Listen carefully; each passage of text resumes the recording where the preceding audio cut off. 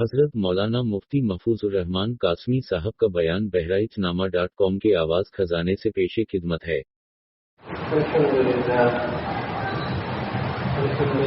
نحمده ونستعينه ونستغفره ونؤمن به ونتوكل عليه ونعوذ بالله من شرور انفسنا ومن سيئات اعمالنا من يهده الله فلا مضل له ومن يضلل فلا هادي له ونشهد ان لا اله الا الله وحده لا شريك له ونشهد أن سيدنا وحبيبنا وشفيعنا وسندنا ومولانا محمدا عبده ورسوله صلى الله تبارك وتعالى عليه وعلى آله وأصحابه وبارك وسلم تسليما كثيرا أما بعد فأعوذ بالله من الشيطان الرجيم بسم الله الرحمن الرحيم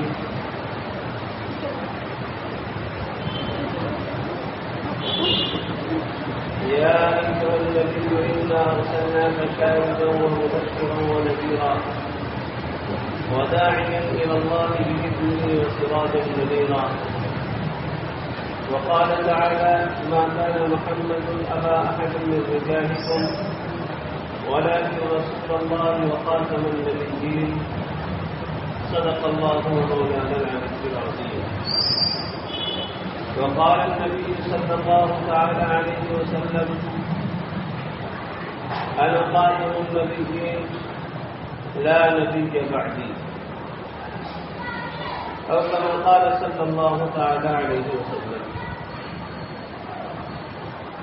رب اشرح لي صدري ويسر لي أمري واحلل عقدة من لساني يفقهوا قولي لا يتسد احترام حضرات علماء کرام بزرگوں اور دوستوں،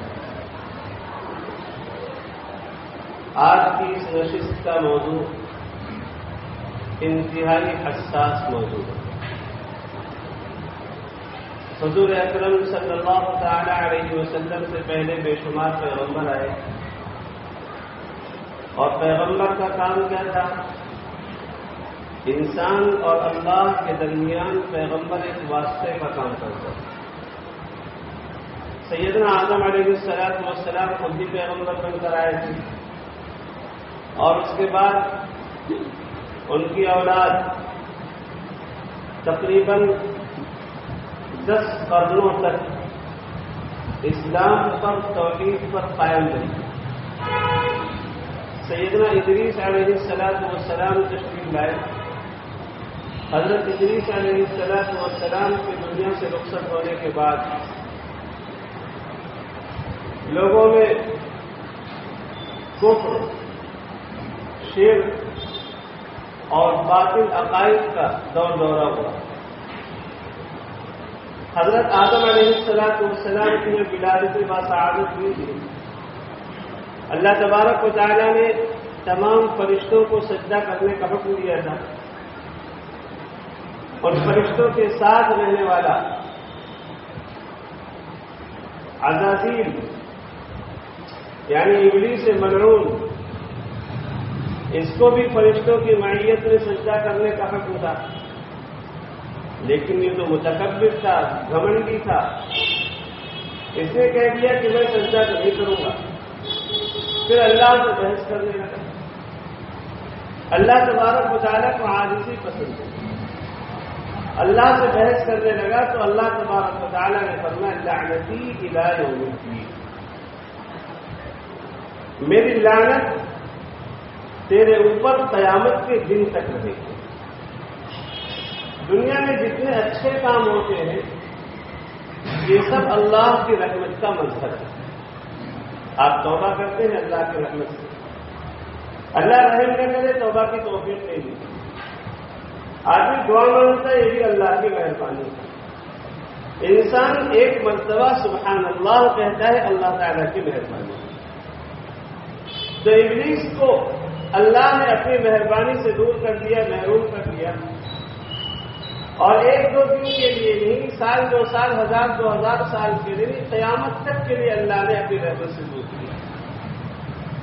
اب جب اسے پتہ چل گیا کہ ہم تو اللہ کی رحمت سے دور کر دیے گئے، ہمارے اوپر اللہ کی مہربانی نہیں ہونے والی ہے، تو پھر اس شخص نے قسم کھائی اور قسم یہ کھائی کہ تیری عزت کی قسم، تیرے جلال کی قسم، تیری کبریائی اور تیری بزرگی کی قسم، میں آدم کی اولاد کو بخشوں گا نہیں، چھوڑوں گا نہیں، ان کی وجہ سے میرے اوپر لعنت برس رہی ہے، تو میں ان کا ازلی دشمن رہوں گا، ابدی دشمن رہوں گا، کبھی بھی میں ان کو بخشوں گا نہیں، ہر موڑ پر ان کو بہکانے کی کوشش کروں گا،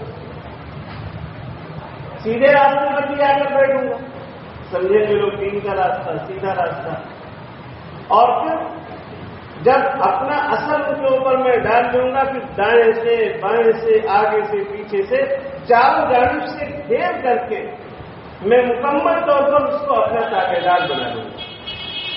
اللہ تعالیٰ نے بھی فرمایا ٹھیک ہے، حق کو حق کا حکم جاؤ، ٹھیک ہے، لیکن سن لو میری بات بھی سچی بات ہے، میری بات بھی ٹھیک بات ہے، لَأَمْلَأَنَّ جَهَنَّمَ مِنْكَ وَمِمَّنْ تَبِعَكَ مِنْهُمْ أَجْمَعِينَ، تیری جتنے پیروی کرنے والے انسان ہوں گے ان سب سے اور تجھ سے میں جہنم کو بھر دوں گا، میں سب کو دوزخ میں ڈال دوں گا، مجھے کوئی پرواہ نہیں، ساری انسانیت اللہ کی نافرمان بن جائے اللہ کو کوئی پرواہ نہیں، اور ساری انسانیت اللہ کی فرمانبردار بن جائے اللہ کو کوئی پرواہ نہیں۔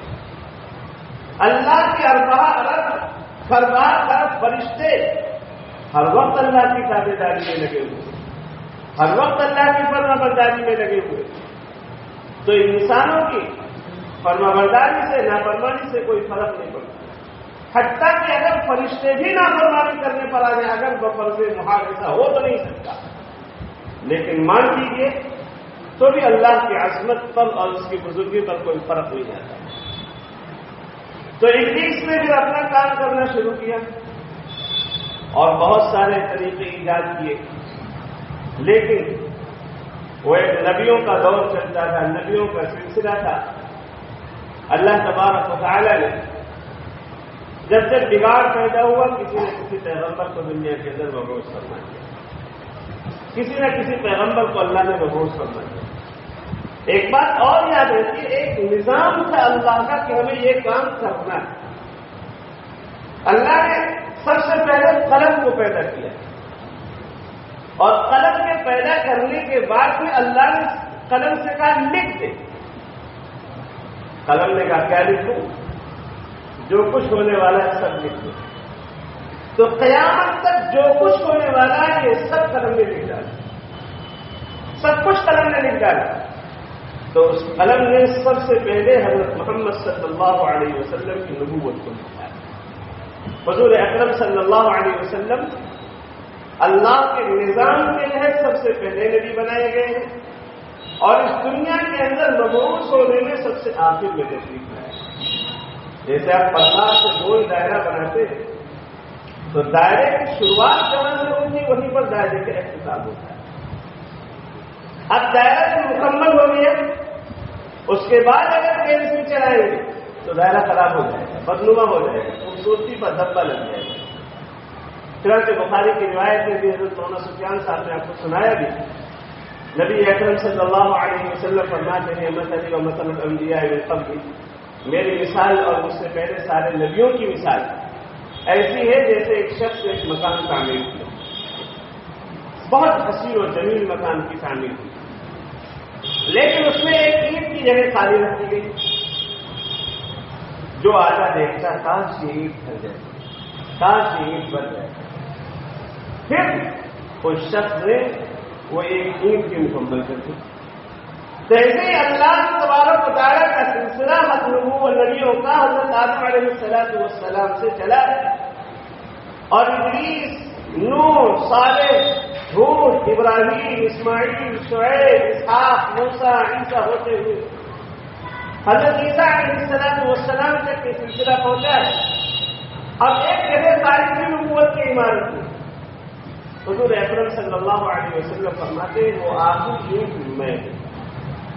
اب جب عمارت مکمل ہو گئی تو عمارت کی تکمیل ہونے کے بعد کسی دوسرے اینٹ کی ضرورت ہے وہاں پر؟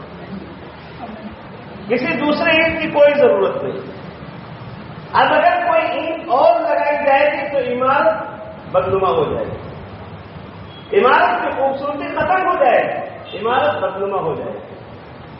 حضور اکرم صلی اللہ تعالی علیہ وسلم اسی طرح سب سے آخر میں تشریف لائے، سب سے پہلے آدم علیہ السلام، سب سے آخر میں حضور اکرم صلی اللہ علیہ وسلم۔ جیسے ایک لباس ہوتا ہے، بچہ پیدا ہوتا ہے تدریجاً بڑا ہوتا ہے نا، دھیرے دھیرے بڑا ہوتا ہے۔ تو بچہ جب پیدا ہوا تو آپ نے 18 نمبر کا کرتا خریدا اس کے لیے، اور پھر دھیرے دھیرے 20 نمبر، 22 نمبر، 24 نمبر، 26 نمبر بڑھتا چلا گیا۔ اس کی ایک عمر یہاں تک پہنچتی ہے کہ اب 42 44 سے جو بھی لگنا ہے اس کی لمبائی اپنی جگہ پر رک جاتی ہے، اب اس کے بعد میں سائز نہیں چینج ہوتا، پھر مرتے دم تک اس کا لباس یہی رہتا ہے۔ تو بالکل اسی طرح حضرت آدم علیہ السلام تشریف لائے تو اس وقت نبوت اپنی ابتدائی دور میں، احکامات بدلتے گئے، لیکن حضور اکرم صلی اللہ علیہ وسلم کے آنے پر اللہ نے احکامات کو بالکل ثابت کر کے رکھ دیا، اور کیا فرمایا؟ اليوم اکملت لکم دینکم واتممت علیکم نعمتی ورضیت لکم الاسلام دینا۔ میں نے تم پر دین کے تمام اصول اور تمام فروع کو مکمل کر دیا۔ اصول اور فروع سب مکمل ہو گئے، اب جب تکمیل ہو گئی، اسی تکمیل دین کا نام اسلام ہے۔ ہم نے قیامت تک کے لیے تمہارے لیے منتخب کیا، اسی اسلام کو منتخب کیا ہے جو حضور اکرم صلی اللہ علیہ وسلم کے زمانے میں تھا۔ اور ایک نظام کی ایسی ضرورت بھی تھی۔ آدم علیہ السلام سے لے کر حضور اکرم علیہ السلام سے پہلے تک جو پیغمبر آئے، ہر مرتبہ کچھ نہ کچھ تبدیلی آتی رہی۔ تبدیلی آنے کے بعد ایک مستحکم نظام کی ضرورت بھی تھی، اور چنانچہ حضور اکرم صلی اللہ علیہ وسلم کیا فرماتے ہیں؟ فرماتے انا خاتم النبیین، میں آخری پیغمبر ہوں۔ ابھی حضرت مولانا نے فرمایا کہ خاتم کے معنی ہے مہر پہ ایک مغالطہ دینے کی کوشش کی جاتی ہے، کہ کبھی کبھار ایسا بھی ہوتا ہے کہ مہر لگا دی گئی پھر نوٹ لکھ دیا جاتا ہے نیچے۔ تو حضور اکرم علیہ السلام خاتم کے بعد پھر کیا فرماتے ہیں؟ خاتم النبیین کا ترجمہ خالی مہر نہ کر لینا کہ سب سے افضل نبی میں بعد میں کوئی نوٹ لگا سکتا ہے، ایڈریس لکھ سکتا ہے، کوئی ذل آ سکتا ہے، کوئی عکس آ سکتا ہے۔ نہیں، حضور نے اس کے بعد ترجمہ کیا ہے لا نبی بعدی، کوئی ایسا انسان پیدا ہی نہیں ہو سکتا جس کے اندر نبوت کا مزاج پیدا ہو جائے، جو پیغمبر بن سکے، ایسا انسان پیدا ہی نہیں ہو سکتا۔ اور حضور اکرم صلی اللہ علیہ وسلم نے ایک بات اور ارشاد فرمایا کہ میرے بعد 30 جھوٹے دجال پیدا ہوں گے جو نبوت کا دعویٰ کریں گے۔ ہر ایک دعویٰ کرے گا کہ میں پیغمبر ہوں، لیکن وہاں خاتم النبیین لا نبی بعدی، میں تو آخری پیغمبر ہوں، میرے بعد کوئی نبی نہیں آئے گا، کوئی بھی پیغمبر میرے بعد دنیا میں آ ہی نہیں سکتا۔ حضور اکرم صلی اللہ علیہ وسلم پر ایمان لانا جہاں ضروری ہے مسلمان ہونے کے لیے، وہاں حضور کی ختم نبوت پر بھی ایمان لانا ضروری ہے۔ اگر کوئی شخص نبی اکرم علیہ السلام کے بعد کسی نبوت کا احتمال بھی سمجھے کہ قیامت تک کوئی نبی آ سکتا ہے تو اسلام سے خارج ہو جائے۔ نبوت کوئی کسبی چیز نہیں کہ آدمی اپنے ہاتھ سے چاہے حاصل کرے۔ نبوت کسبی چیز نہیں کہ آدمی چاہے تو اپنے ہاتھ سے حاصل کر لے، نبوت ایسا نہیں۔ نبوت ایک وحدی چیز ہے، عطائی چیز ہے، اللہ جسے چاہتا ہے وہی نبی بنتا ہے۔ پیغمبر کو یہ حق حاصل نہیں ہے کہ کسی دوسرے کو نبی بنا سکے۔ حضرت موسیٰ علیہ السلام چاہ رہے تھے کہ ہمارے ساتھ کوئی نبی ہو، 2 نبی مل کر کام کریں، لیکن کیا خود نبوت دے دی اپنے بھائی کو؟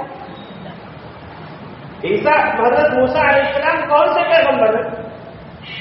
دنیا میں رہتے ہوئے ڈائریکٹ اللہ سے بات کرنے کا جنہیں شرف حاصل ہے، ایسے موسیٰ کلیم اللہ، ایسے بزرگ پیغمبر حضرت موسیٰ علیہ السلام وہ چاہ رہے تھے کہ میرا بھائی پیغمبر ہو جائے، میری زبان میں لک نہ تھے، اللہ تبارک و تعالیٰ جیسے میرے سینے پر علوم ڈالتا ہے اسی طرح ان کے سینے پر بھی علوم آ جائے تاکہ بہت وضاحت کے ساتھ لوگوں کے سامنے اس کو بیان کیا جا سکے۔ تو حضرت موسیٰ علیہ السلام نے اللہ سے دعا کی ہے، وَاجْعَلْنِي وَزِيرًا مِّنْ أَهْلِي هَارُونَ أَخِي بِهِ أَزْرِي وَأَشْرِكْهُ فِي أَمْرِي كَيْ نُسَبِّحَكَ كَثِيرًا وَنَذْكُرَكَ كَثِيرًا إِنَّكَ كُنتَ بِنَا بَصِيرًا۔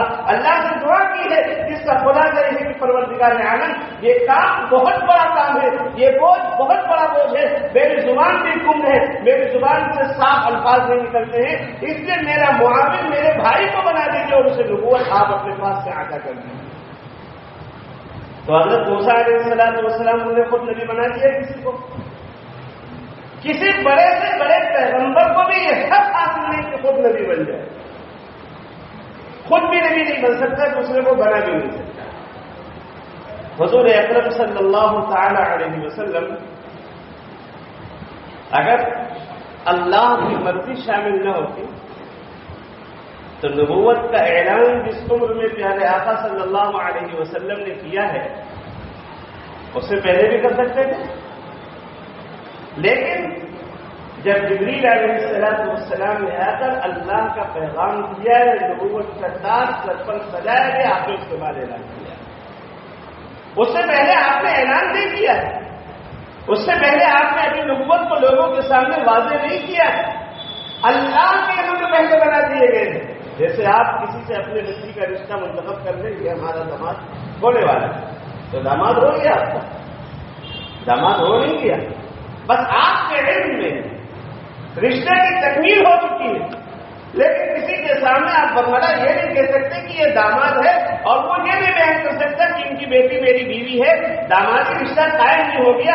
اسی طرح اللہ تبارک و تعالیٰ کے یہاں نبوت طے ہو چکی ہے کہ آخری پیغمبر حضرت محمد صلی اللہ علیہ وسلم کو بنایا جائے گا، لیکن ایک مخصوص عمر میں نبوت کا تاج پہنایا گیا ہے اور پھر حضور اکرم صلی اللہ تعالیٰ علیہ وسلم نے نبوت کا اعلان فرمایا ہے۔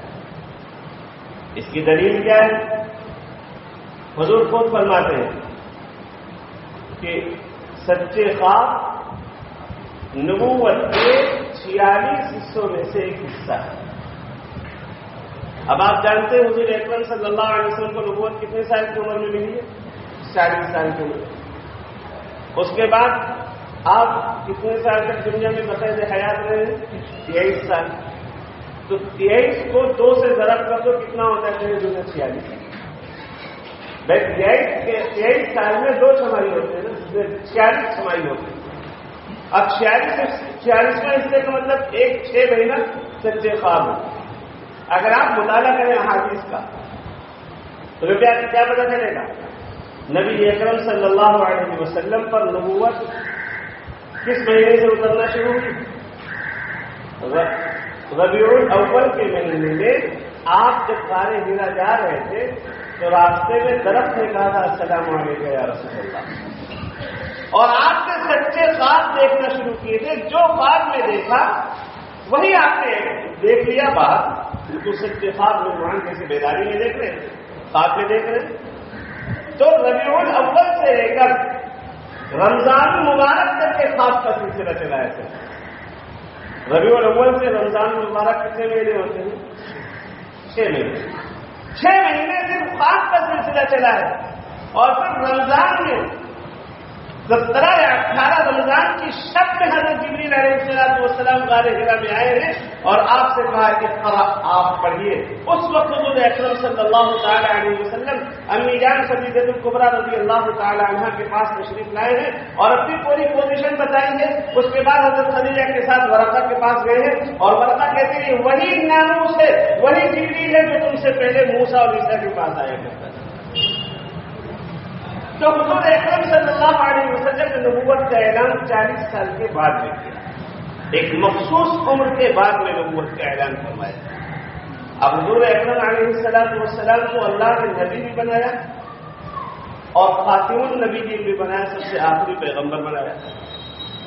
خاتم النبیین اس معنی کرتے بھی ہیں کہ مقام اور مرتبہ میں بھی سب سے اونچے مقام پر ہے حضور اکرم صلی اللہ علیہ وسلم.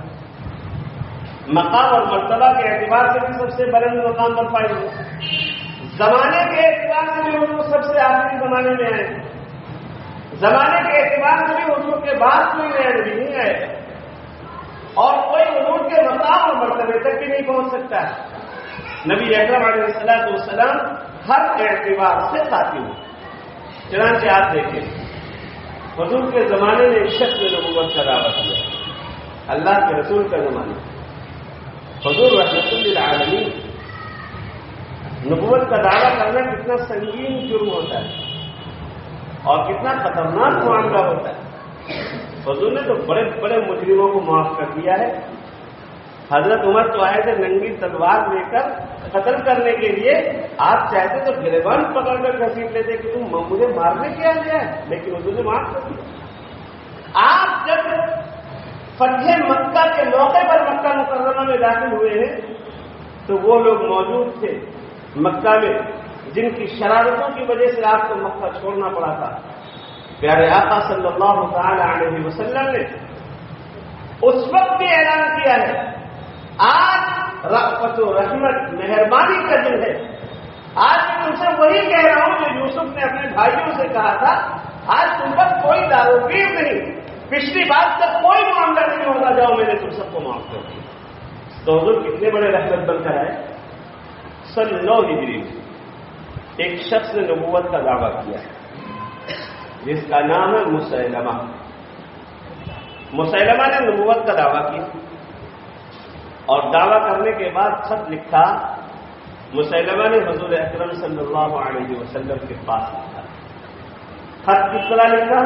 مسیلمہ رسول اللہ الی محمد رسول اللہ. یہ خط مسیلمہ کی طرف سے ہے جو مسیلمہ اللہ کے پیغمبر اور محمد صلی اللہ علیہ وسلم کے نام ہے جو محمد صلی اللہ علیہ وسلم اللہ کے پیغمبر. نعوذ باللہ ثم نعوذ باللہ. یہ خط لکھا اور پھر اس کے بعد مضمون لکھا. کہا تم لوگ قریشی لوگ ہو, ضدی لوگ ہو, مانتے تو ہو نہیں. آدھی دنیا کا نبی میں ہوں, آدھی دنیا کا آپ نبی, ہم دونوں مل کر نبوت کا کام کریں گے. حضور اکرم صلی اللہ علیہ وسلم نے خط پڑھا. آپ کا چہرہ غصے سے بالکل سرخ ہو گیا.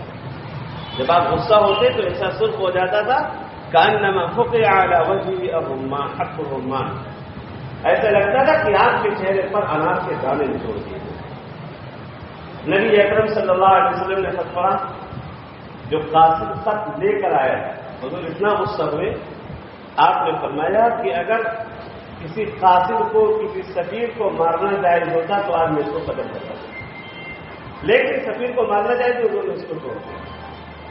پھر اس خط کا جواب تحریر فرمایا. اور خط کا جواب کیسے لکھا؟ حضور اکرم علیہ الصلوۃ والسلام نے شروعات میں کی من محمد رسول اللہ الی مسیلمۃ الکذاب. یہ خط محمد رسول اللہ کی طرف سے ہے. مسیلمہ کے نام ہے جو مسیلمہ اس دھرتی کا, کائنات کا سب سے جھوٹا انسان ہے.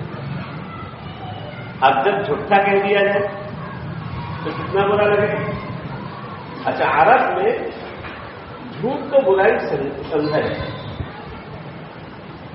ہرقل کے پاس ابو سفیان جب گئے ہیں اور کافروں کے ساتھ میں تھے تو ہرقل نے آگے بٹھایا تھا ابو سفیان کو اور ان کے قافلے والوں کو پیچھے بٹھایا اور اس کو حضور کے مطابق سوال کیے تھے. کب؟ جب ابو سفیان بھی کافر, پیچھے بیٹھنے والے سب کافر. تو حضور اکرم علیہ الصلوۃ والسلام کے بارے میں ابو سفیان سے ہرقل پوچھ رہا تھا, لیکن ابو سفیان بالکل سچ سچ جواب دیتے گئے اور کہتے مجھے خطرہ لگ رہا تھا کہ مجھ پر جھوٹ کہہ دے گا, ہم لگ جائے. عرب کے یہاں جھوٹ اسلام قبول کرنے سے پہلے بھی بہت بری تھی. حضور اکرم صلی اللہ علیہ وسلم کے بے شمار اوصاف حمیدہ ہیں. آپ کی ساری خوبیاں ہیں, آپ کے اندر ساری خوبیاں اللہ نے جمع کر دی ہیں, لیکن حضور اکرم علیہ الصلوۃ والسلام کو مشرکین کس خوبی سے یاد کرتے تھے؟ آپ صادق ہیں, آپ امین ہیں, آپ سچے ہیں, آپ کی زبان سے کبھی جھوٹ نہیں نکلا. آج مسلمانوں میں یہ برائیاں پیدا ہو چکی ہیں, جبکہ آقا نے فرمایا کہ مسلمان کبھی جھوٹ نہیں بولتے, سب کچھ کچھ کر سکتا ہے مسلمان، سارے گناہوں کا ارتکاب کر سکتا ہے۔ آپ دیکھیں صحابہ کرام سے اللہ تبارک و تعالیٰ نے کسی مصلحت سے کچھ چیزوں کو کروایا بھی، لیکن جھوٹ کسی صحابی نے کہیں نہیں بولا، کہیں پر جھوٹ نہیں ہے ان کے یہاں۔ اب جب جھوٹ نہیں ہے تو کسی کو کاذب لکھ دیا جائے یا کذاب لکھ دیا جائے بہت بڑا جھوٹا، تو کتنا غصہ آئے گا۔ اب حضور اکرم علیہ السلام نے خط لکھوایا اور فرمایا کہ یہ خط لے کر جائے گا کون؟ خط لے کر جانے والے کے لیے بڑی مصیبت ہے کہ کذاب لکھا جا رہا ہے اور وہ خط لے کر دربار میں پہنچے تو اس کی جان سلامت آنا تو بہت مشکل۔ حضرت حبیب ابن زید انصاری رضی اللہ تعالیٰ عنہ کھڑے ہوتے ہیں۔ حبیب ابن زید انصاری کون ہے؟ نبی اکرم علیہ السلام ہجرت کرنے سے پہلے جب مکہ مکرمہ میں تھے تو سب سے پہلے 6 لوگ مدینے سے آ کر آپ کے ہاتھ سے مسلمان ہوئے تھے۔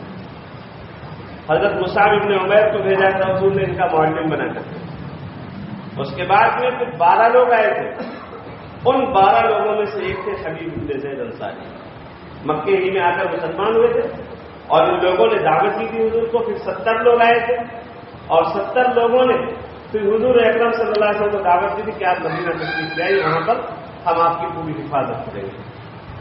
پھر حضور ان کی دعوت پر تشریف لے گئے تو حبیب ابن زید انصاری کھڑے ہوئے، یا رسول اللہ میں تیار ہوں لے جانے کے۔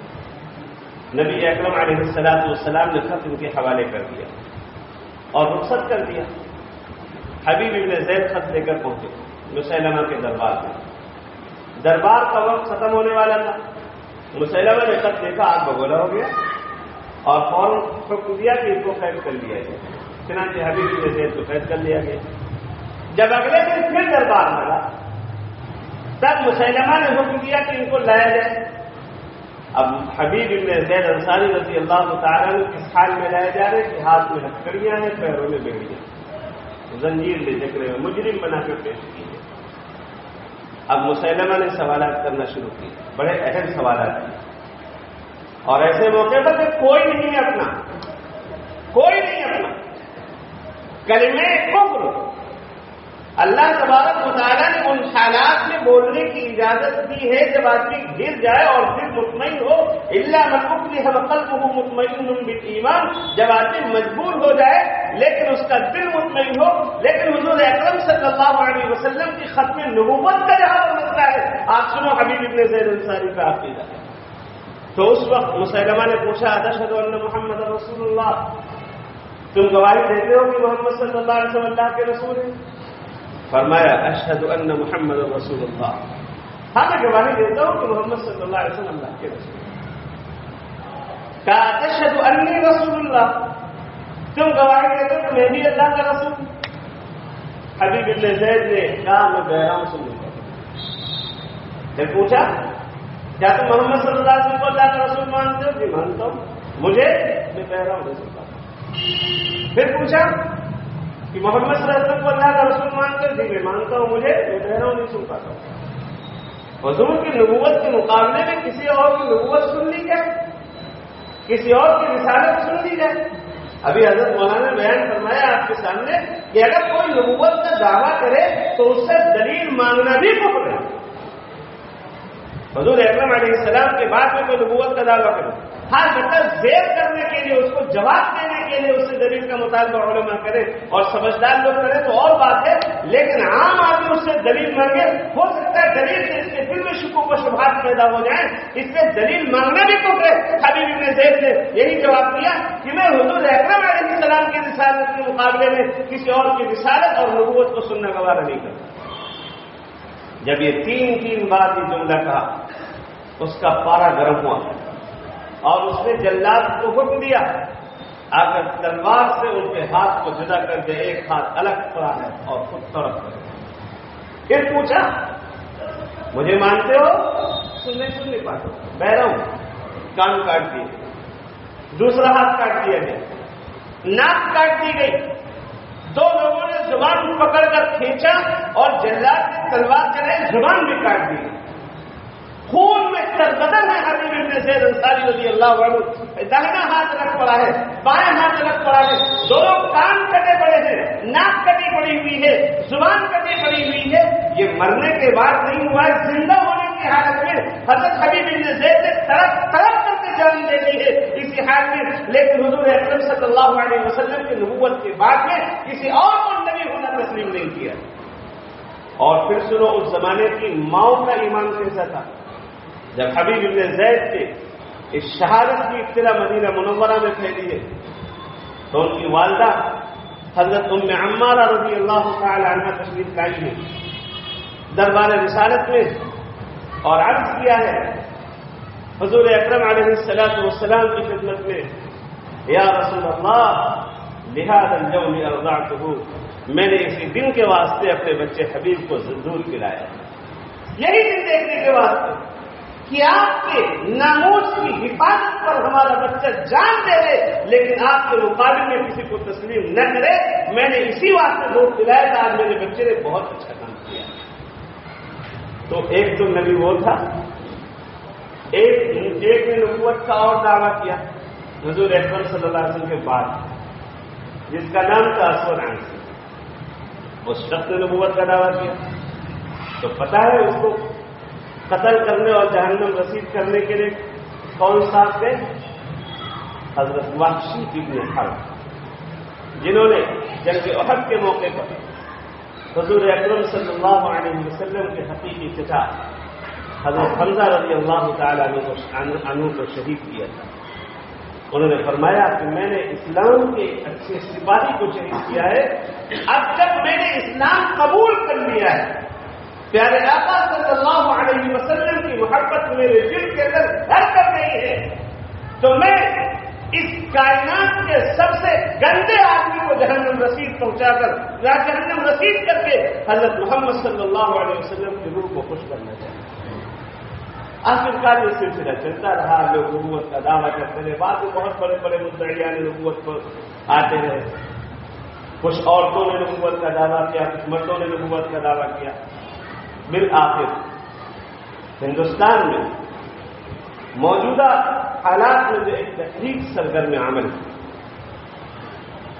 हिंदुस्तान की जंग आज़ादी के बाद 1857 की जंग आज़ादी के बाद में अंग्रेजों ने सोचा कि मुसलमानों में फूट डालने की कोई तरकीब अख्तियार की जाए ताकि उनके अकायद पर जोर पड़े, इनका ईमान निकल जाए, ये अंदर से बिल्कुल खोखले हो जाए। एक शख्स को तैयार किया जिसका नाम था मिर्जा गुलाम अहमद कादियानी। ये कादियानी, इस शख्स ने पहले तो विलायत का दावा किया, मुजद्दिदियत का दावा किया और फिर धीरे धीरे नबूवत का भी दावा किया। कहते दरो कोरा हाफिजा न बाशा, झुट्टे का हाफिजा इंतहाई कमजोर होता है।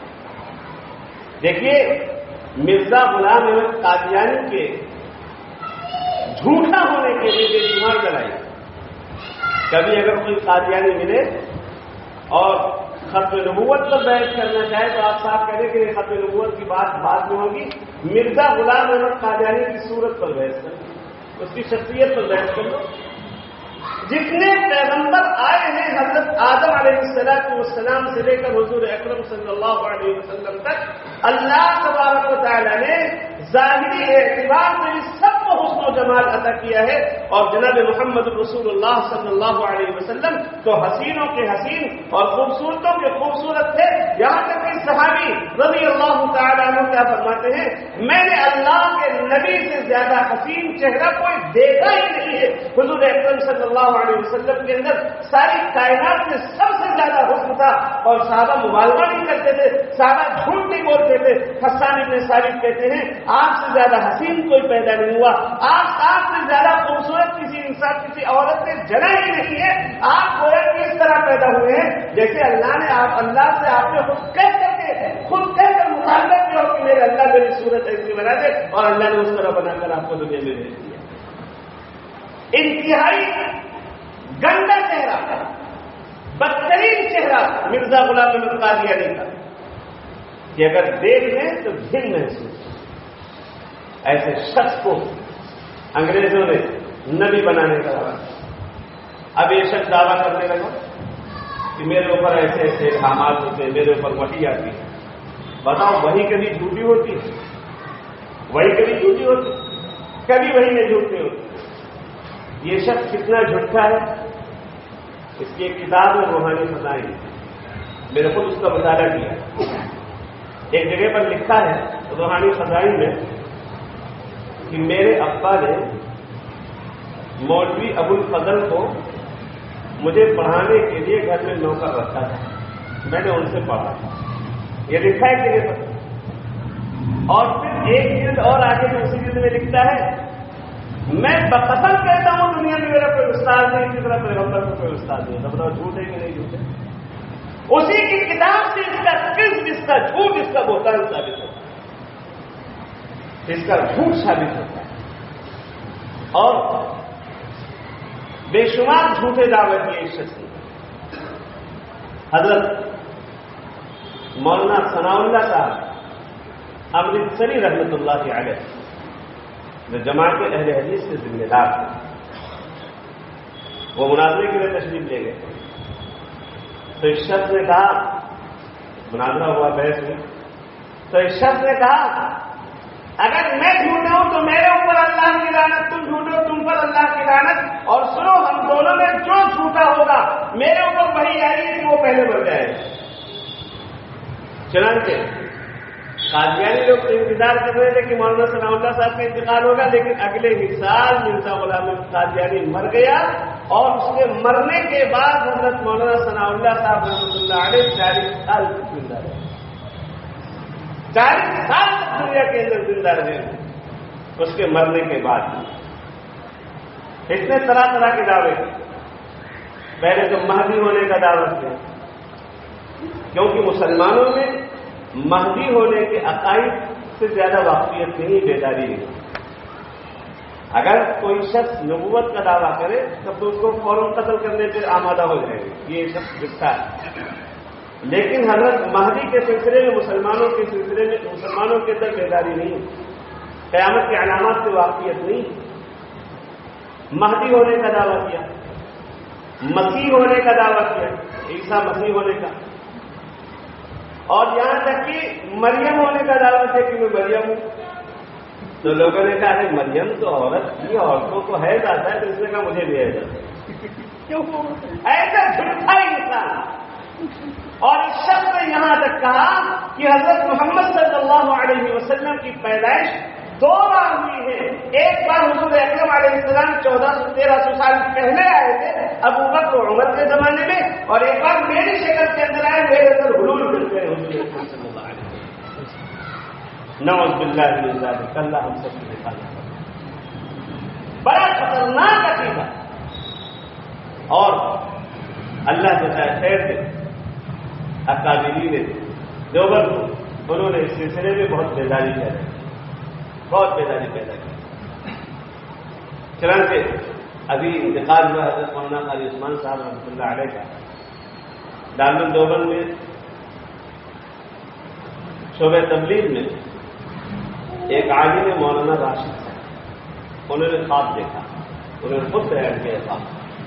انہوں نے خواب دیکھا کہ حضرت قاری عثمان صاحب اور قاری عثمان صاحب رحمۃ اللہ علیہ کے سب پر ایک بہت خوبصورت تاج سجا ہوا ہے، بہت چمکدار ہے، بہت خوبصورت ہے. اس کی خوبصورتی دیکھ کر مہ ہو گئے. حضرت یہ تاج کیسا ہے؟ تو انتقال کے بعد وہ خواب میں کیا دیکھا، حضرت فرما رہے کہ 2 تاج اللہ کی طرف سے آئے تھے. ایک تاج حضرت مولانا عطا اللہ صاحب بخاری رحمۃ اللہ علیہ کو ملا، اور ایک تاج مجھے ملا. اور یہ دونوں تاج کس بنیاد پر ملے ہیں؟ ختم نبوت کی مضبوط کی بنیاد. ختم نبوت کے سلسلے میں بیداری حضرت عطا اللہ شاہ بخاری رحمۃ اللہ علیہ نے پیدا کی ہے. اور اس کے بعد قاری عثمان صاحب رحمۃ اللہ علیہ نے اپنی بیماری آزاری کو بالائے طاق رکھ کر جہاں ختم نبوت کی بات آتی تھی ہر حال میں اس میں شریک ہوتے تھے، اور جاتے تھے کئی دن قیام کرتے تھے، تربیت دیتے تھے. بہرحال جو ختم نبوت حضور اکرم صلی اللہ علیہ وسلم کے سلسلے میں بنیادی عقیدہ ہے جو مسلمانوں میں ہونا چاہیے. حضور کے بعد کوئی نیا نبی کسی طرح کا نہیں رہ سکتا. اچھا بات قادیانی مغالطہ میں سے، اور مغالطے کہ صورت کیسے ہوتی ہے؟ ایک سادہ دو آدمی جو بیچارہ کسی چیز سے واقف نہ ہو، ایک بار میرا خود آمنا سامنا ہوا اتفاق سے. اس وقت حضرت مولانا اسامہ صاحب رحمۃ اللہ علیہ بقید حیات تھے. کسی نے قادیانیوں سے ان کے مبلغین سے بات چیت کر لی کہ ایسا ہے ہم مناظرہ کریں گے، اور پھر تاریخ طے بھی کر لی ایک ماسٹر صاحب نے تو بتلایا گیا اس اپنے عربے بھی بنا رہا ہے سنجیدہ. حضرت مولانا اسامہ صاحب رحمۃ اللہ علیہ سے رابطہ کیا کہ حضرت کیا ہونا چاہیے. حضرت نے تو یہی فرمایا کہ غلط کے مناظرہ کرنا ہی نہیں چاہیے. ایسے لوگوں کو مناظرہ کرنے کوئی مطلب نہیں ہوتا. بے مناظرہ قائد نہیں ہوتا حق ثابت کرنے کے لیے، اور حق ثابت تو کیا جائے گا جو آپ کو شبہ ہو تب تو. جہاں تو شبہ نہیں یقین ہے کہ حضور خاتم النبی کو، لیکن بہرحال طے کیا ہے تو جانا تو جانا ہی ہے. ایک صاحب اور گئے بیچارے، اللہ ان کو بھی جزائے خیر جو بھی دنیا سے رخصت ہو گئے، ساتھ میں گئے کئی لوگ گئے. جب وہاں پر پہنچے تو بات چیت شروع ہوئی. اس شخص نے کہا کہ حضور اکرم صلی اللہ علیہ وسلم تو رحمت للعالمین ہے اور مرزا غلام احمد قادیانی بھی نبی. اور دعویٰ کیا ہے؟ دلیل کیا ہے؟ بڑی اہم دلیل. کہا حضور رحمت للعالمین اور نبوت بھی رحمت للعالمین کا مطلب حضور عالم کو رحمت تقسیم کرنے کے لیے، اور نبوت بھی ایک رحمت. جب نبوت بھی رحمت ہے اور حضور رحمت للعالمین ہے، اس کا مطلب یہ ہوا کہ حضور کے آنے کے بعد دنیا کے اندر نبوت عام ہو جائے گی، بہت سے نبی پیدا ہو جائے گی. اگر یہ کہو کہ حضور نبوت بند کرنے کے لیے آئے تو اس کا مطلب تو یہ ہوگا کہ حضور رحمت بند کرنے کے لیے آئے. کوئی جواب ہے اس کا؟ لیکن یقیناً جواب ہے. قرآن پاک میں جواب دیا گیا جو میں نے آیت خطبے میں پڑھی. اللہ تعالیٰ نے کیا فرمایا؟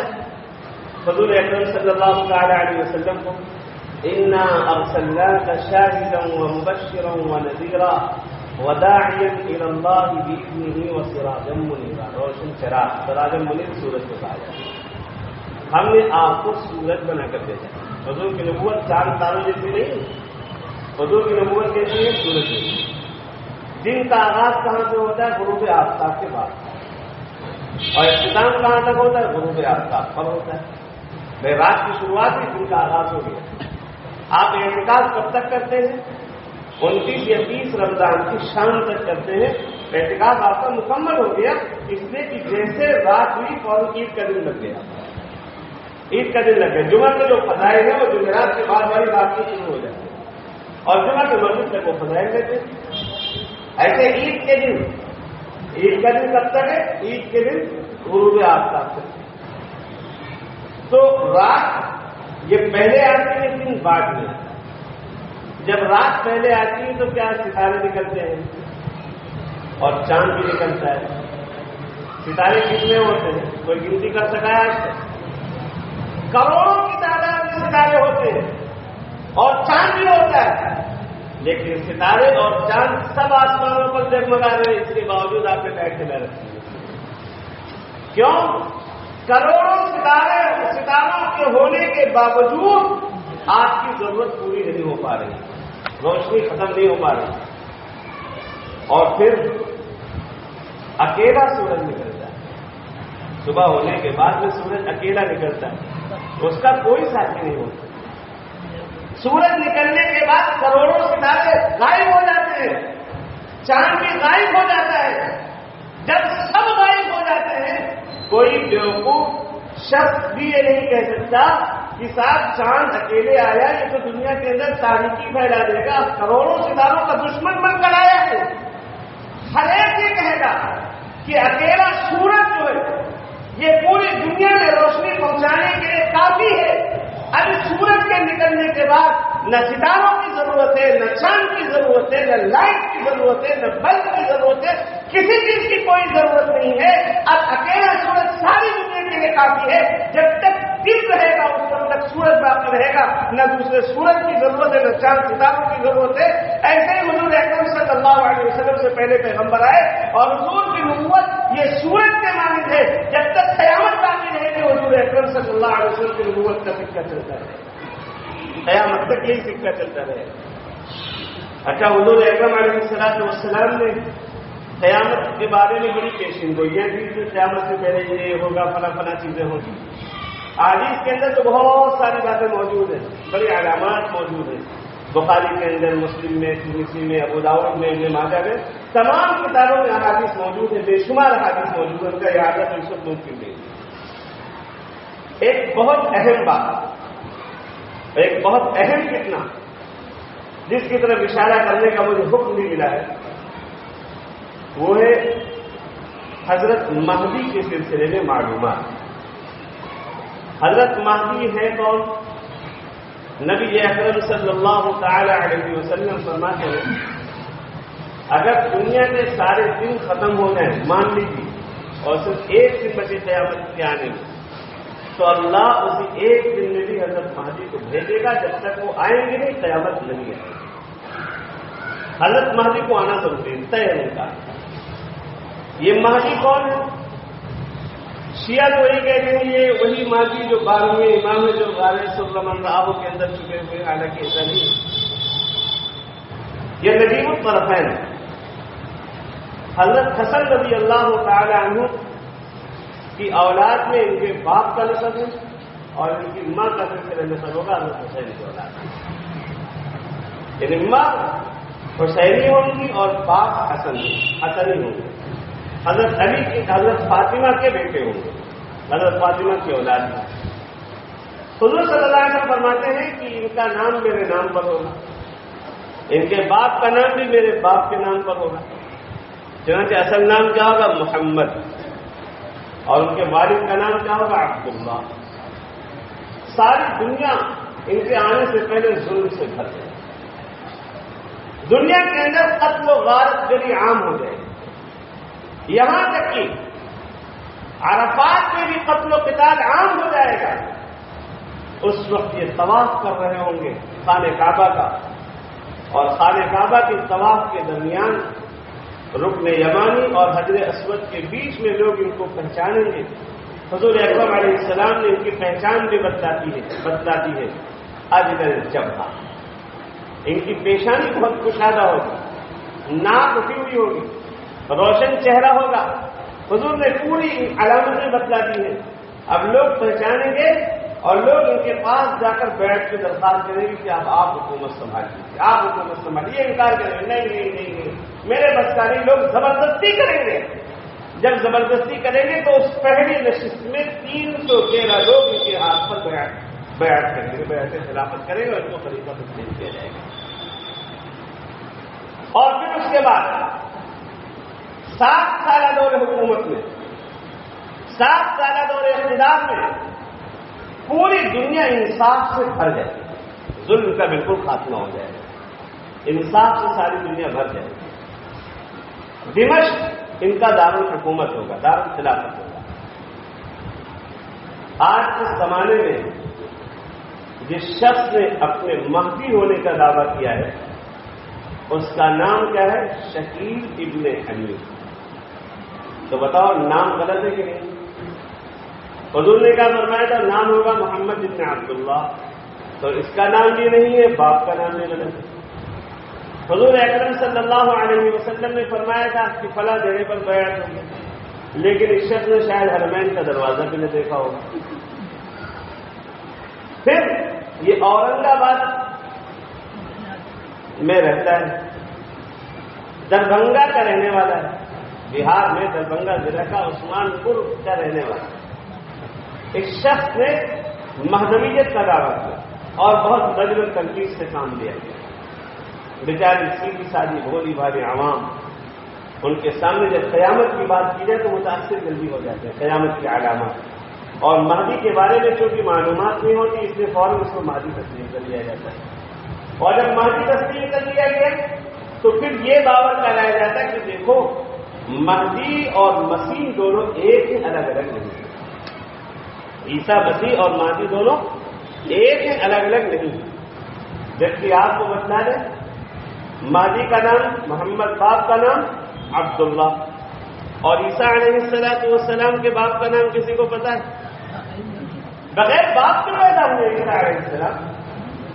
عیسیٰ علیہ السلام کنواری مریم کے پیٹ سے پیدا ہوئے ہیں، اور عیسیٰ تو وہ ہیں جنہوں نے بچپن میں بات کی ہے اور یہ کہا انی عبد اللہ آتانی الکتاب وجعلنی نبیا، میں اللہ کا بندہ ہوں، اللہ نے مجھے کتاب بھی دی ہے، اللہ نے مجھے نبوت سے نوازا ہے، وجعلنی مبارکا اینما کنت، میں جہاں کہیں بھی رہوں گا بابرکت رہوں گا، واوصانی بالصلاۃ والزکاۃ ما دمت حیا، اور پوری زندگی میں نماز اور روزے کی زکات کی پابندی کرتا رہوں گا، اس کا اللہ نے مجھے حکم دیا ہے، وبرا بوالدتی، اللہ نے مجھے یہ بھی حکم دیا ہے کہ اپنی ماں کا فرمانبردار بن جاؤں۔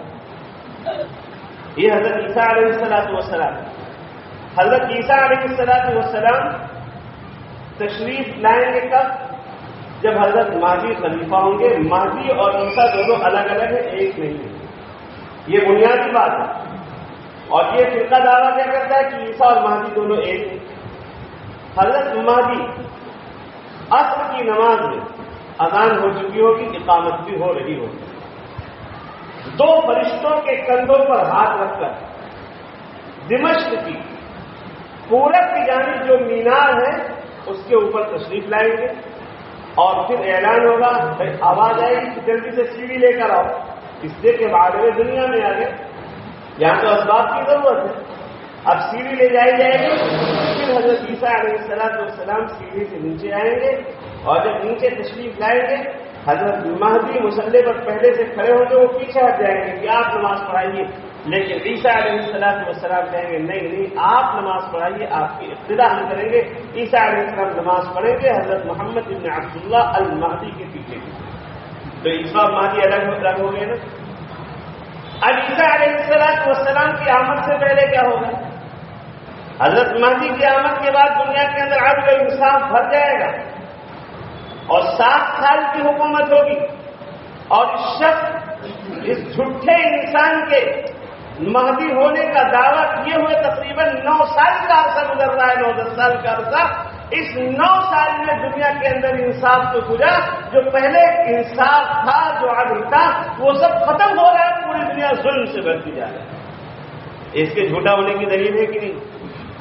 پھر حضور اکرم علیہ السلام فرماتے ہیں حضرت مہدی ہی کے دور میں دجال آ جائے گا۔ یہ فرقہ کیا کہتا ہے؟ یہ کہتے ہیں دجال کوئی انسان نہیں ہے، بلکہ یہ جو سسٹم چل رہا ہے، کیا ہے، سیٹلائٹ سسٹم، یہ ہے دجال۔ اور حضور اکرم علیہ السلام نے جو مثال فرمایا، جو عام طور پر لوگ جانتے ہیں کہ اس کی پیشانی پر لکھا ہوگا کافر، تو اس کو بھی یہ فرقہ سمجھاتا ہے کہ دیکھو سیٹلائٹ سسٹم جو ہے یہ پیدا ہوا ہے امریکہ اور فرانس سے۔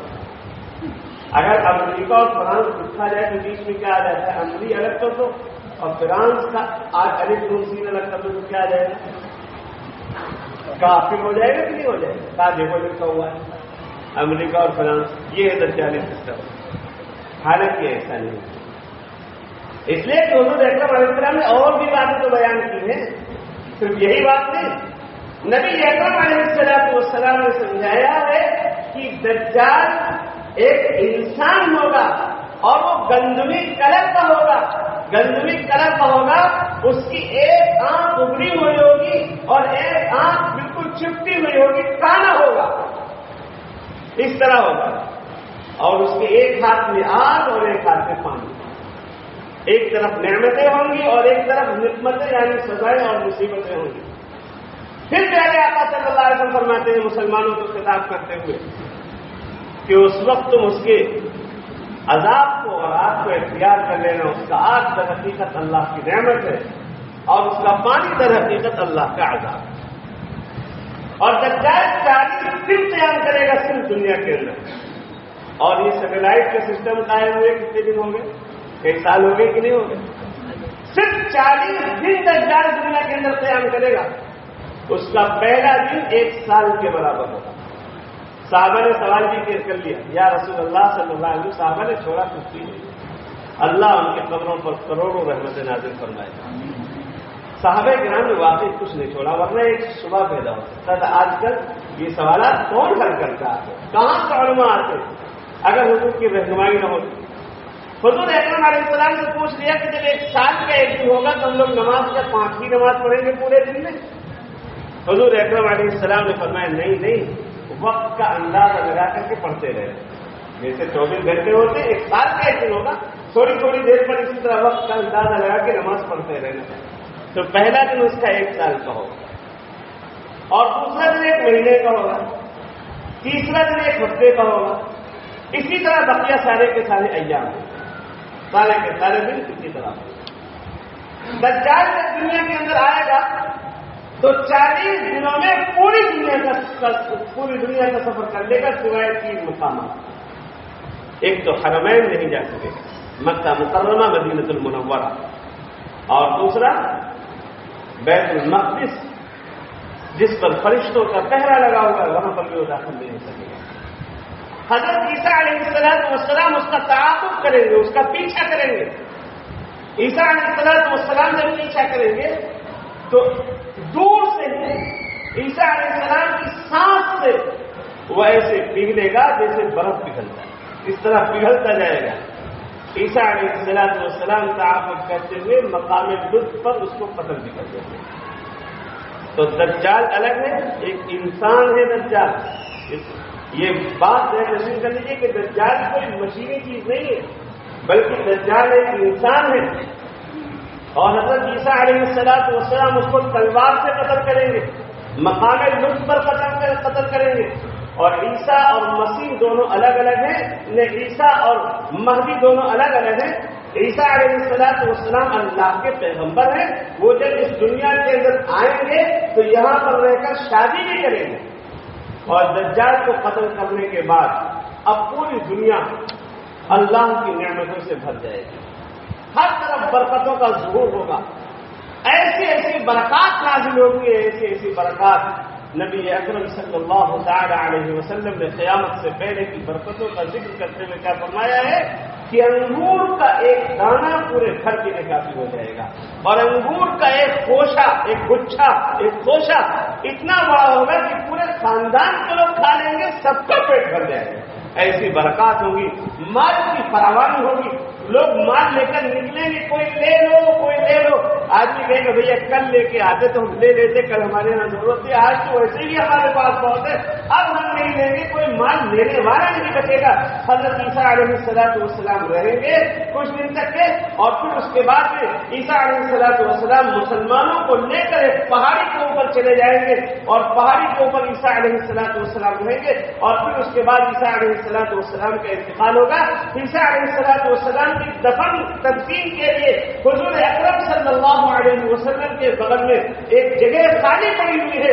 اسی جگہ پر نبی اکرم صلی اللہ علیہ وسلم کے فرمان کے مطابق سیدنا عیسیٰ علیہ السلام کی تدفین عمل میں آئے گی.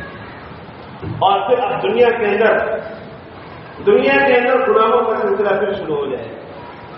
گناہ عام ہوتے چلے جائیں گے، نافرمانیاں بڑھتی چلی جائیں گی.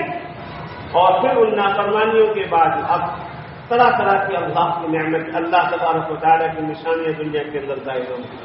طرح طرح کی نشانیاں ظاہر ہوں گی. قرآن کے جاننے والے اٹھ جائیں گے دنیا سے، علم ختم ہو جائے گا، پوری دنیا کافروں سے بھر جائے گی. ایک وقت آئے گا کہ سورج پورب سے نکلنے کے بجائے پچھم سے نکلے گا. پچھم سے نکل کر بیچ میں آئے گا، زوال جہاں سے شروع ہوتا ہے، اور پھر وہاں سے پھر پچھم چلا جائے گا. اور اس کے بعد سے پھر جیسے روزانہ نکلتا ہے اسی طرح سورج نکلے گا، اور توبہ کا دروازہ اسی دن بند کر دیا جائے گا. پھر اس کے کچھ دنوں کے بعد سیدنا اسرافیل علیہ السلام اللہ کے حکم سے سور پھونکیں گے اور خلافت برپا ہوگی. یہ علامات نبی اکرم صلی اللہ تعالی علیہ وسلم نے بیان کی. تو میں نے آج کی نشست میں بنیادی باتیں جو بیان کی، حضور اکرم صلی اللہ علیہ وسلم نبی ہیں اور آخری نبی ہیں. حضور کے بعد کوئی پیغمبر نہیں آ سکتا، کوئی نیا پیغمبر نہیں آ سکتا. عیسیٰ علیہ السلام تو پہلے آئے گے تو ان کی نبوت نہیں چلے گی. جیسے آپ کے ملک کے وزیر اعظم چلے جائیں، دوسرے ملک میں چلے جائیں، امریکہ چلے جائیں، تو کیا عہدہ تھوڑی ختم ہو گیا؟ وہاں بھی وزیر اعظم کے لقب ہی سے یاد کیا جائے گا. لیکن وہاں جانے کے بعد وہ اس ملک کا جو نظام ہے اس ملک کے پابند یہ بھی ہو جائے گا. عیسیٰ علیہ السلام حضور اکرم صلی اللہ علیہ وسلم کی نبوت جاری ہونے کے بعد آئیں گے، اس لیے حضور اکرم علیہ السلام کی تعلیمات کے مطابق اپنی زندگی بسر کریں گے، حضور اکرم صلی اللہ علیہ وسلم کی ہدایات کے مطابق تو عبادتیں کریں گے اور دنیا میں رہیں گے، پھر اسی طرح ان کا انتقال ہوگا اور پھر قیامت جب برپا ہو جائے گی اور پھر جب دوبارہ سور پھونکیں گے حضرت اسرافیل علیہ السلام، لوگ قبروں سے اٹھ کر کے زندہ ہو جائیں گے، آسمان زمین سب توڑ پھوڑ کر برابر کر دیا جائے گا، سورج قریب آ جائے گا، لوگ گرمی کی تپش میں ہوں گے، اس وقت حضور اکرم صلی اللہ علیہ وسلم اپنے ایمان والے بندوں کی سفارش کریں گے، ایمان والی امت کی سفارش کریں گے۔ ایمان والے امتی کون ہیں؟ جو حضور اکرم صلی اللہ علیہ وسلم کو آخری نبی تسلیم کرتے ہیں اور عیسیٰ علیہ السلام کے نزول کا عقیدہ ہے۔ قرآن پاک کہہ رہا ہے وما قتلوه وما صلبوه ولكن شبه لهم، یہودیوں نے عیسیٰ کو قتل نہیں کیا تھا، سولی نہیں دی تھی، قرآن کہہ رہا ہے وما قتلوه یقیناً، عیسیٰ کو انہوں نے یقیناً قتل نہیں کیا، بل رفعه اللہ الیہ، بلکہ عیسیٰ کو اللہ نے اپنے پاس اٹھا لیا ہے۔ یہ بنیادی عقیدہ ہے عیسیٰ علیہ السلام کے نزول کے بارے میں۔ مہدی اور عیسیٰ دونوں الگ الگ ہیں، مہدی الگ ہے، وہ 7 سال تک حکومت کریں گے، 7 سال میں پوری دنیا انصاف سے بھر جائے گی، ان کے ہاتھ میں بیعت کرنے کے بعد 7 سال میں انصاف سے ساری دنیا بھر جائے گی۔ اور حضرت عیسیٰ علیہ السلام دجال جو ایک انسان کا نام ہے، ایک شخصیت کا نام ہے، دجال کو حضرت عیسیٰ علیہ السلام مقام خود پر قتل کریں گے۔ اللہ تبارک و تعالیٰ یہ تمام باتیں سمجھنے کی توفیق عطا فرمائے اور اپنے محبوب صلی اللہ علیہ وسلم کے ذکر میں جو باتیں کہی گئی اللہ ان سب کو قبول فرمائے، آمین وآخر دعوانا ان الحمد للہ۔ اللهم انت السلام وانت السلام تبارك يا ذا الجلال والاكرام يا حي يا قيوم برحمتك نستغيث اللهم لك الحمد كما انت اهل اللهم صل وسلم وبارك وترحم على سيدنا محمد وعلى اله وصحبه كما انت اهل جزا الله عنا محمد الله واهله صلى الله عليه وسلم الى العالمين من سيره رسول الله اے اللہ بڑی فرمانی ہم سے ہو جاتی ہے، میرے اللہ تمہیں کرتے کرتے ہمارا دل کے بالکل سخت ہو چکا ہے، اے اللہ ہم آگے ہوتے ہیں لیکن میرے مولا آپ کے بڑے قریب ہے، آپ عفو، اے اللہ آپ عفو مجید ہے، اے اللہ آپ غفور رحیم ہے، اے اللہ رحیم ودود ہے، میرے اللہ آپ کو آپ کے پیار کا، آپ کی رحمت کا، آپ کی وفادیت کا واسطہ آپ ہمارے دل وجود کو پاک کر دیجیے، معاف کر دیجیے، ہمارے دماغ کو، ہمارے خیالات کو، ہمارے نظام کو، ہماری زبان اور کام کو پاکیزہ بنا دیجیے، اے اللہ پاک کر دیجیے، اے میرے اللہ بس پاک کر دیجیے، اے اللہ پاک کر دیجیے، اے اللہ آپ اپنا بنا دیجیے، اے اللہ اپنا بنا دیجیے، اے اللہ آپ راضی ہو جائیے، اے اللہ یہ پروگرام منعقد کیے جا رہے ہیں الہ العالمین، اس میں جن جن لوگوں نے حصہ لیا ہے جو شرکا ہیں، اے اللہ سب کو آپ قبول فرما دیجیے، اے اللہ قبول فرما دیجیے، حضور اکرم صلی اللہ علیہ وسلم کی اپنی نبوت کی برکت سے میرے مولا ہم سب کے مغفرت کے فیصلے فرما دیں، ہم سب کے مغفرت کے فیصلے فرما دیں، اے اللہ آپ راضی ہو جائیے، اے اللہ آپ اگر راضی ہو جائیں، اے اللہ مجھے ملنے کی ناراضی کوئی پرواہ نہیں، اے اللہ کس طرح راضی ہو جائے کہ آپ کو بھی ناراض ہو، اے اللہ آپ کے محبوب علیہ السلام نے، آپ کے بندوں نے جن جن فرائضوں کو مانگا ہے میرے اللہ ہم بھی مانگتے ہیں، ہمیں عطا فرما، آپ کے محبوب نے، آپ کے بندوں نے جن جن برائیوں سے پناہ چاہیے میرے اللہ ہم بھی بنا چاہتے ہیں، حفاظت فرما، اے اللہ آپ ستار ہیں، مہربان ہیں، اے اللہ آپ نے اب تک ہمارے عیوب پر پردہ ڈالا ہے، میرے مولا آئندہ دنیا اور آخرت کی رسوائی سے ہم سب کی حفاظت فرما، آپ غفار اور گنہگار ہیں، اے اللہ آپ نے اب تک ہمارے گناہوں کو معاف فرمایا ہے، میرے مولا اب تک ہمارے صرف گناہ ہوئے ہیں، اے اللہ ان تمام گناہوں کے بدلے میں نیکی عطا فرما دے، اے اللہ ہم آپ کے سامنے بیٹھ کر آپ کے گھر میں توبہ کرتے ہیں، میرے اللہ ہمارے پورے وجود کو معاف فرما دے، اے اللہ ہماری توبہ قبول فرما دے، ہماری دعاؤں کو حضرت محمد صلی اللہ علیہ وسلم کی برکت سے قبول فرما دے، وصلی اللہ علیہ وسلم